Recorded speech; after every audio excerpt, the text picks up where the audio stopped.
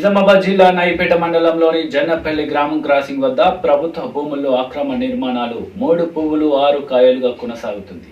బినామీ పేర్లతో ప్రభుత్వ భూములకు కొందరు కబ్జా చేసి అక్రమ నిర్మాణాలు చేపడుతున్నారని ఆరోపణలు వినిపిస్తున్నాయి. నిజామాబాద్ జిల్లా నవిపేట మండలంలోని జన్నపల్లి గ్రామం క్రాసింగ్ వద్ద ప్రభుత్వ భూముల్లో అక్రమ నిర్మాణాల దందా 3 పువ్వులు 6 కాయలుగా సాగుతోంది.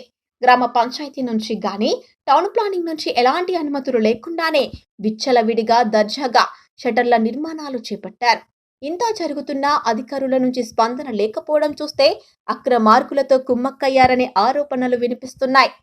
జన్నపల్లి పాత పెట్రోల్ బంకు ఎదురుగా ఉన్న ప్రభుత్వ భూముల్లో ఎలాంటి అనుమతులు లేకుండా అక్రమ నిర్మాణాలు జరిగాయి. ప్రభుత్వ భూములను డెవలప్మెంట్ పేరుతో లేఅవుట్ లేకుండా విక్రయాలు జరుగుతున్నాయి.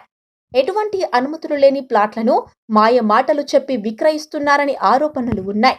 బినామీ పేర్లతో రిజిస్ట్రేషన్లు చేయించి ప్రభుత్వ భూములను ప్లాట్లుగా మార్చి దందా చేస్తున్నారు. నగరంలోని కొందరు బడా బాబులు గతంలో జరిగిన నిర్మాణాలకు ఎలాంటి అనుమతులు లేవని, గతంలో పాత పెట్రోల్ బంకు మాటు కాల్వపై ఇరిగేషన్ అధికారుల అనుమతులు లేకుండా అక్రమ బ్రిడ్జి నిర్మాణం చేశారని ఆరోపణలు వినిపిస్తున్నాయి. తమ వ్యాపార సముదాయాల కోసమే మాటు కాల్వపై ప్రత్యేకంగా అక్రమ బ్రిడ్జి నిర్మాణానికి ఒడిగట్టారు.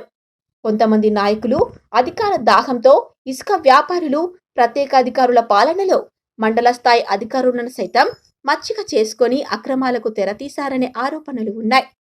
ప్రభుత్వ భూములను కబ్జా చేసి అక్రమ నిర్మాణాలు చేపట్టడంతో ప్రభుత్వ ఆదాయానికి పెద్ద ఎత్తున గండి పడుతోంది. ఇదే విషయాన్ని స్థానిక నాయకులను జిల్లా స్థాయి రిపోర్టర్ ప్రశ్నించగా అసభ్య పదజాలంతో బెదిరింపులకు గురిచేశారు. నీది యూట్యూబ్ ఛానల్ అని, నీలాంటి రిపోర్టర్లని చాలా మందిని చూశానని, నీ సంగతి ఏంటని అన్నారు. దీన్ని బట్టి జర్నలిస్టులకు రక్షణ కరువైందని అర్థమవుతోంది. అనుమతులు లేకుండా అక్రమ నిర్మాణాలకు తెరతీస్తూ ప్రభుత్వ ఆదాయానికి తీవ్రంగా నష్టం చేస్తున్నారు బకాసురులు. ఇప్పటికైనా జిల్లా స్థాయి అధికారులు జోక్యం చేసుకొని ప్రజా ప్రయోజనాల కోసం అక్రమార్కులపై తగిన చర్యలు తీసుకోవాలని స్థానిక ప్రజలు కోరుతున్నారు.